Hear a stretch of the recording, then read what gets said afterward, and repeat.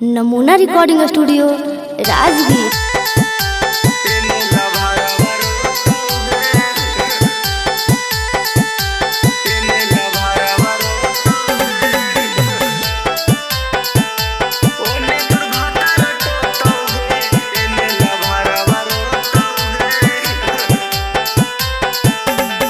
आगे राजगीर के मंदिरिया में तोर सदिया होतोगे, आगे गाया के मंदिरिया में तोर सदिया होतोगे।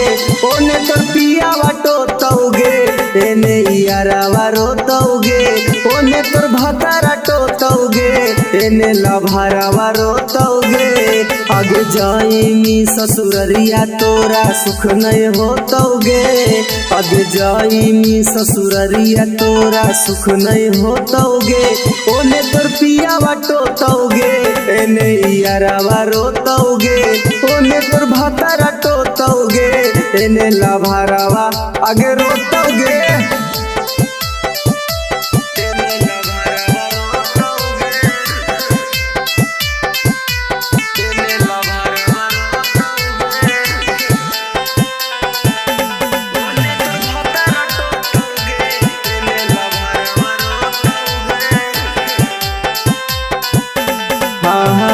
दोनों मिलके साथे रहे के खैले हमी कीरी आगे, अब काहे छोड़ देनी हमारो फिकिरी आगे। काहे जान दोनों मिलके साथे रहे के खैले हमी कीरी आगे, अब काहे छोड़ देनी हमारो फिकिरी आगे। डाला तो सिंदूरावा नहीं बर्दाश्त होतोगे, आगे डाला तो सिंदूरावा नहीं बर्दाश्त होतोगे। ओने तोर पियावा टोतोगे, एने यारावा रोतोगे। ओने तोर भतारा टोतोगे, एने लभारावा रोतोगे।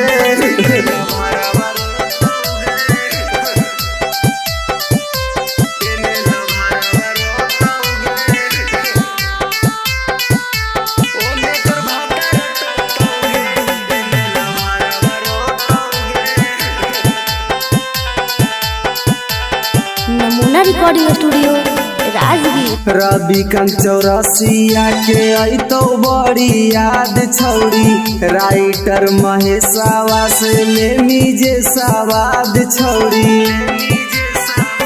हाँ रवि कांत चौरसिया के आई तो बड़ी याद छौड़ी, राइटर महेशावा से लेमी जे सवाद छौड़ी। से जिया पर रोजे रोजे मजा लेतोगे, पलंगिया पर सूता के रोजे मजा लेतोगे।